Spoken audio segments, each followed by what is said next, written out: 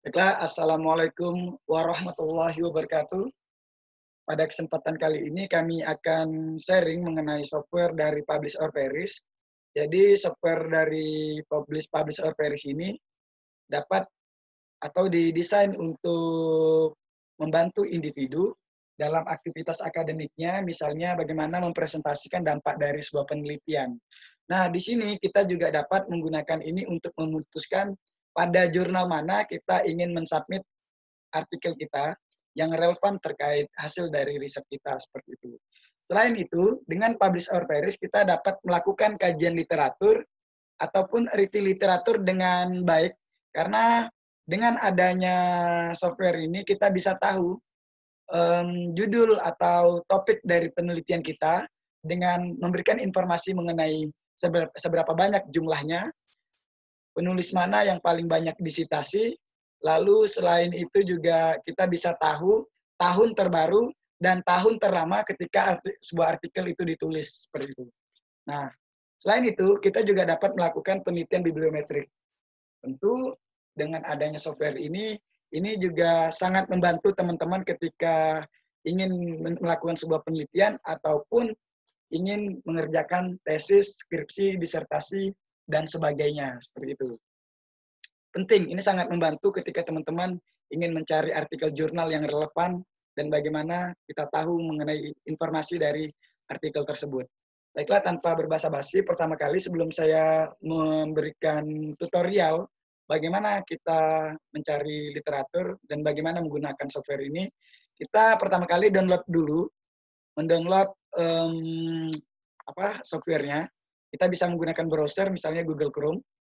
Nah, kita di sini ketikkan Publish or Perish download.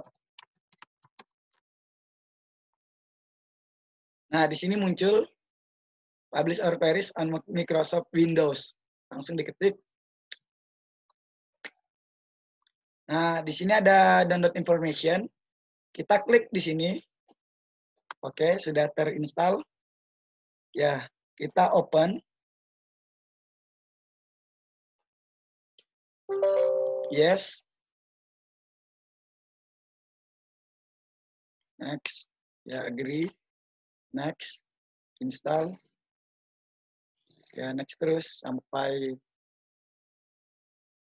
selesai. Lalu finish.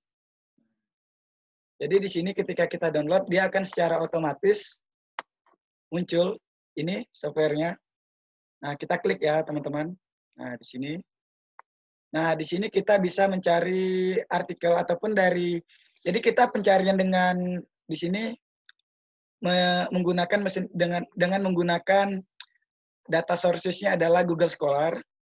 Tetapi di sini juga ada Web of Science, Scopus, Microsoft Academic, dan sebagainya. Namun karena data sources yang lain ini berbayar, kita menggunakan data Google Scholar aja. Nah, di sini klik, udah kan? Ini source-nya Google Scholar.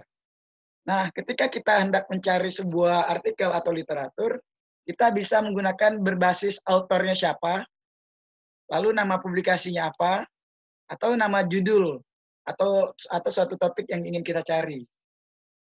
Ya, selain itu juga ada keywords-nya, jika teman-teman tahu keywords-nya apa. Coba di sini kita ingin mencari topik misalnya ya, terkait servant leadership. Ya. Nah, apakah di sini kita ingin membatasi tahunnya dari tahun berapa sampai tahun berapa? Misalnya 2015 sampai 2020 atau 2015 sampai 2016. Nah, seperti itu. Atau tidak perlu dibatasi sama sekali. Namun, ya di sini kita nggak perbatasi, kita ingin tahu ada berapa jumlah artikelnya dan ingin tahu artikel mana yang paling banyak disitasi seperti itu.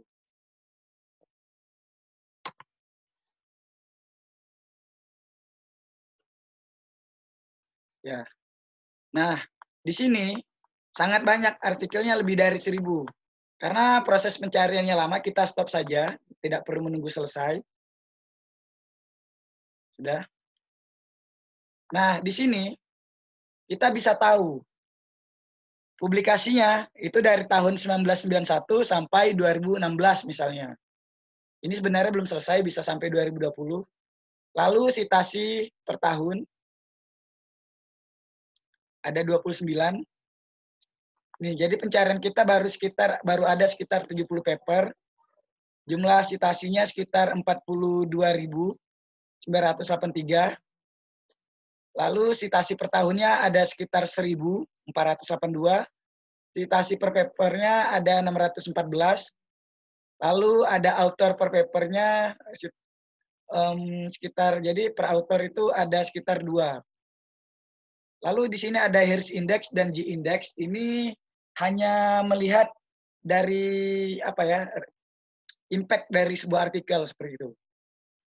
Nah, di sini kita juga bisa mengotak-atik. Ini ada rankingnya. Ketika kita ingin melihat dari ranking 1, nah, kita klik aja ini dibolak-balik, ini maka akan di ascending ataupun di descending. Kita ascending ya. Nah, ketika di ascending, ternyata ranking 1 dari penelitian dari Servant Leadership itu ada dari Barbuto dan Weller tahun 2006. Seperti itu. Jadi ada 111 citasi per tahun seperti itu. Nah, di sini juga ada tahun ketika kita ingin mengurutkan dari tahun mana yang paling baru dan paling lama, tinggal kita ginikan saja. Ya, ketika di ascending ternyata tahun paling lamanya adalah 1991. Dan tahun terbarunya adalah 2016, seperti itu. Ya, jadi sangat mudah untuk digunakan. Jadi kita bisa tahu mana ranking yang paling bagus, tahun paling baru, atau tahun terlama, seperti itu. Nah, selain itu kita juga bisa menggunakan keywords kuncinya, keywordsnya bisa kita kombinasikan. Untuk pencarian advance mungkin bisa kita laksanakan di sesi selanjutnya, biar teman-teman juga tidak bingung. Ini di awalnya seperti ini. Mungkin sekian dari kami. Terima kasih. Wassalamualaikum warahmatullahi wabarakatuh.